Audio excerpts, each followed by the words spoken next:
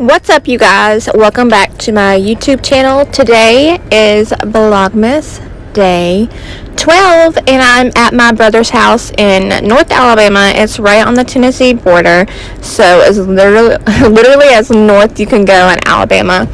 But we are here for the weekend for our traditional holiday weekend. We do this every year where we come together and we just have a big holiday meal. So that is what I am preparing right here. Today we're going to have roast, green bean casserole, macaroni and cheese, mashed potatoes, sweet potato casserole, and cranberry sauce. So here I just have a roast and I'm seasoning it with garlic salt, and then this was an Italian herb grinder. And then also this garlic Himalayan pink salt. And then a little bit of lemon pepper. Oh, and the smoky mesquite. I forgot about that one. And then the citrus spice one. As I'm seeing this, I'm realizing, so I wasn't cooking in my kitchen. I was cooking in my brother's kitchen. So I was just using the spices that he had, trying to navigate between pans and different utensils, because, you know, nothing is like cooking in your very own kitchen. So when you cook in someone else's, it kind of slows you down a little bit. So then here I'm just patting in all of the seasonings, and then I'm going to flip it over and use the same seasonings on the other side of the roast.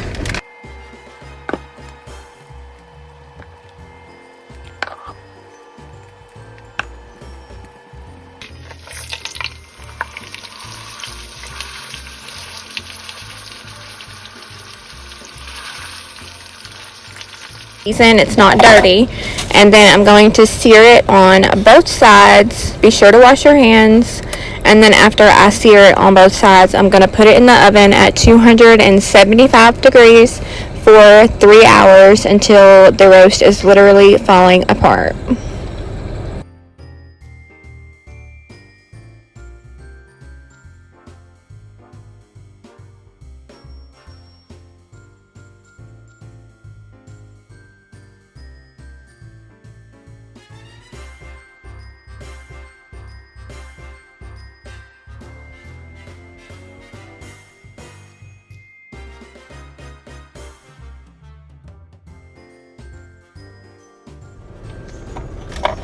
And then here I am dicing up 2 onions because I'm going to put them in the Dutch oven whenever I put the roast into the oven.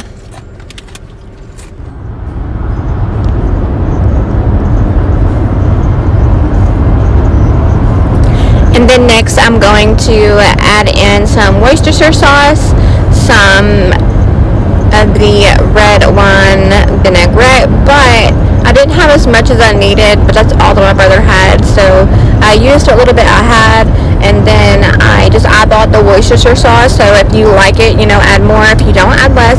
And then I'll also put a cup of the beef broth into the Dutch oven as well.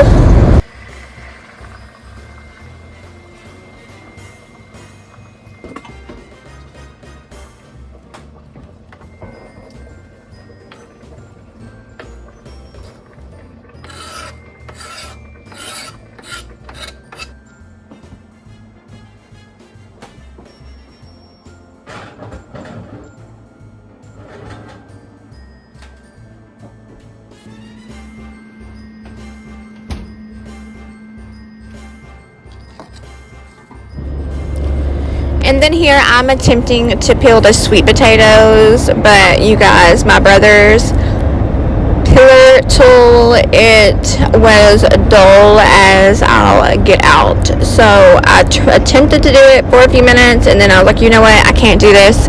So another tip is, of course, it'd be best to do this before so you don't have to deal with any hot potatoes.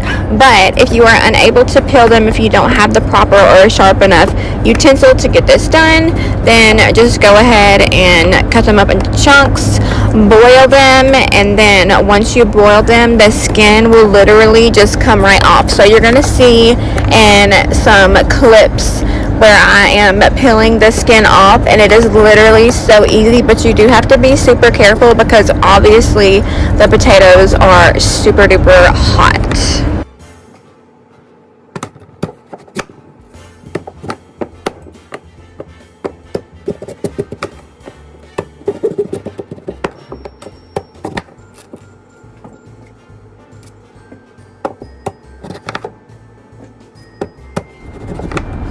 And then, you know, you don't have to like hack away like I am with these when you're doing regular potatoes, but the sweet potatoes are more solid, so I just whack the crap out of it. That's my advice. But watch your fingers. You don't want to lose one of those. And then here I am mixing the cornbread for the dressing, and I do like to use the Jiffy cornbread mix. I just like the sweeter cornbread. I know some people think that it tastes like cake, but hey, I like cake and I like cornbread, so guess what? I like my cornbread to taste like cake. So I am adding in the milk here. I've already added in 2 eggs because I'm using 2 packs of the Jiffy. And here's a clip of the sweet potatoes boiling away. And then I got a little whisk, and I'm whisking together the wet ingredients before I add in the dry.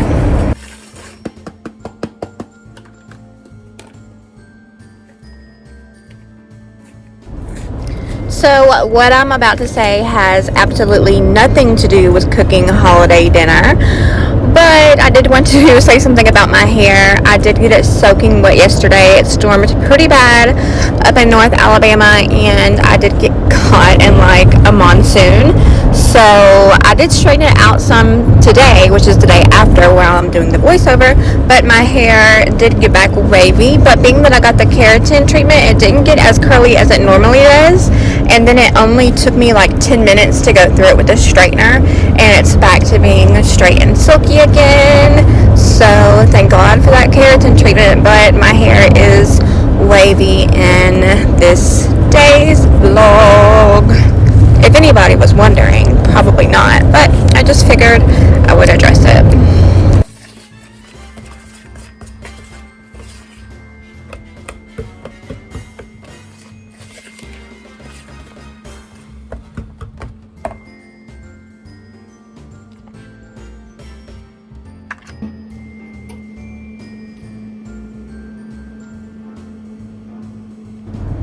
So I am preheating the lower oven to 400 degrees, and then I'm using my Baker's Joy to spray the pan. You guys, this is the only pan that he had for me to cook the cornbread in, unless I wanted to use a bump pan, and I didn't. So this was, I think it's like the 16 by 9. I might be mistaken, but it was a big pan, and I didn't need it for this small amount of cornbread, but I just spread it out pretty thin, and then I lowered the time that I baked it. So typically it's 400 degrees for I think about maybe 16-18 minutes, but I just did it for 400 degrees and I baked it for about 12 minutes, and because it was so thinly spread, it was done in that short amount of time, which I guess with dressing it really doesn't matter because you're just going to crumble it up anyway. Then I had to sneak in a little bathroom break for Mr. J, my sweet baby boy. He was so good on this trip, you guys. I love him so much. But the other dogs stayed at home with my sister. We just brought Jameson because he is such a baby and he needs his mommy. So this is the clip of me peeling the sweet potatoes. Look how easy it is. But again, let me strongly remind you that the potatoes are hot. So you're going to have to be very careful if you want to do this, but it is so easy and it saved me a lot of time because I didn't have to sit there and peel all of those sweet potatoes.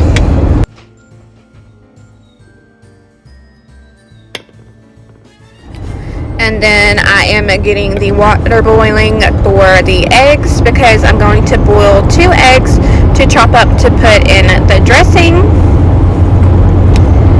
And then I am going to drain the sweet potatoes, and then I just give this pan a quick rinse, and I am going to put the regular potatoes back into that same pan. But But first, I am putting the sweet potatoes in that tin pan. That's what I like to prep everything, get it in the pan it's gonna go in, and then I'll like finish putting in the sugar, the toppings, whatnot, and then I'll put it all in the oven right before we eat. So it just helps to get everything prepped up in those pans, and then about 20 to 30 minutes before it's time to eat, pop everything in the oven and finish it off, and it just all comes out at the same time. Everything is hot and fresh. It's the easiest way that I have found to do it. So here I am adding in half a cup of butter, and I've just diced it up into smaller slivers. And I'm adding some ice into the eggs. So with the eggs, what you do is you bring your water to a boil, and once it comes to a boil, you set a timer for 10 minutes. And then after 10 minutes of a rolling boil, your eggs are done, and then you should put it in an ice bag to stop the cooking process. Then here I added, I'm sorry, everything's going pretty fast. Here I added in half of a pack, Lord have mercy, half of a pack of light brown sugar into my sweet potatoes. And it was the smaller box, so I should have looked at the ounces, you guys, but I did not. So I am just moving that brown sugar around and smashing the sweet potatoes.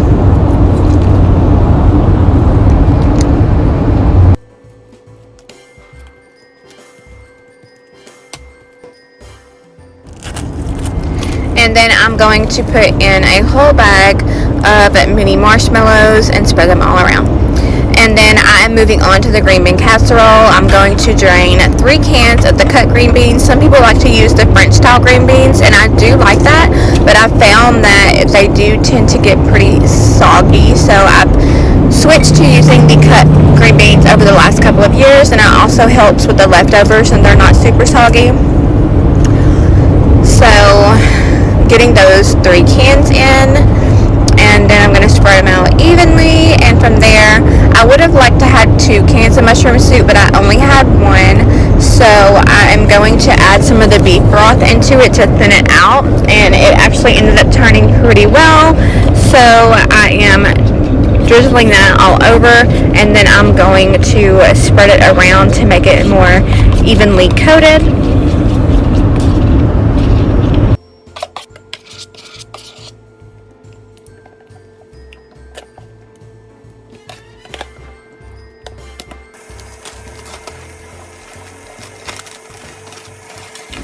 And then I did look at the ounces on this, so then I added 6 ounces of the fried onions on the top. And I'm just going to set it to the side with the other stuff until I'm ready to put it in the oven. And then here I'm starting on the cranberry sauce. I just put in a 12-ounce can of Sprite, and then a small bag of fresh whole cranberries.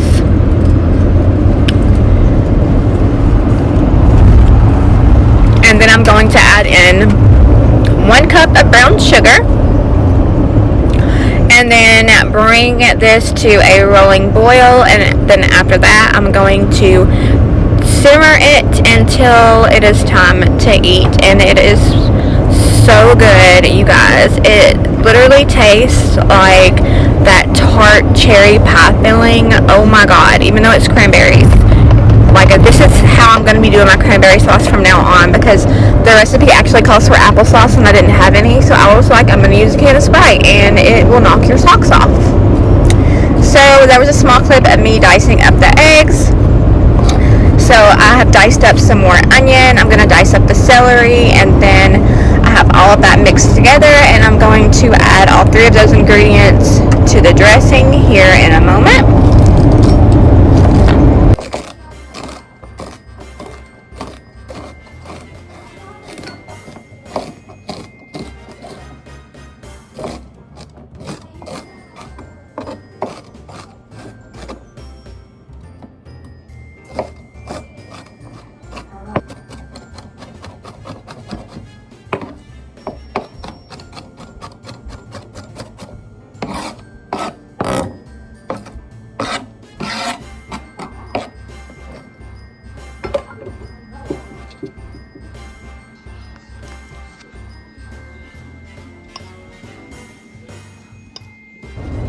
So here I am adding in those 3 ingredients, the onion, the boiled egg, and the celery. And I'm just going to incorporate it, mix it around, and then I'm going to add in some garlic salt, some beef broth, and I believe I added in just a pinch of lemon pepper.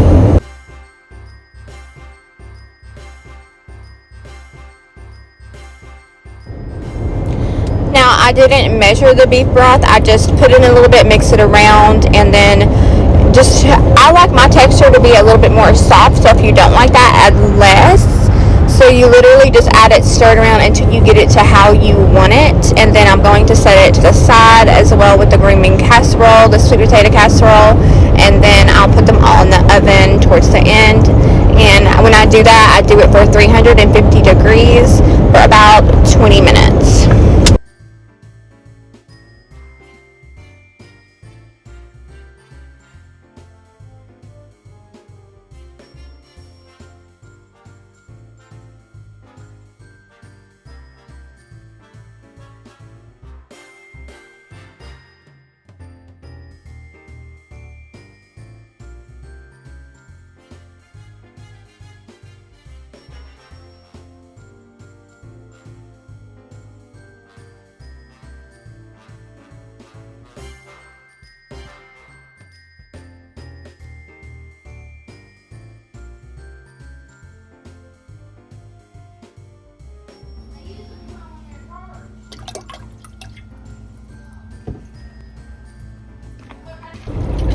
Then I'm getting the water ready for the mac and cheese. I put olive oil in my water so that the mac and cheese doesn't stick together in clumps. And then I am just stirring it around to make sure the olive oil is well incorporated.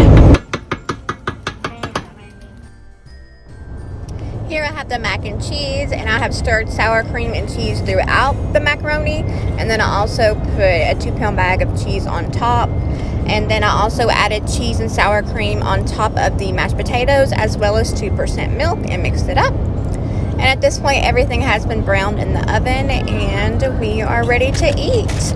I'm sorry, I had to slow down the clip of the mashed potatoes and the macaroni and cheese because it had become go time, and I was just like, all right, gotta get this done. So at this point, we have all eaten, and we have gathered around to begin opening gifts. So at this point, I am going to speed up the clips just so that y'all can experience a little bit of that with us.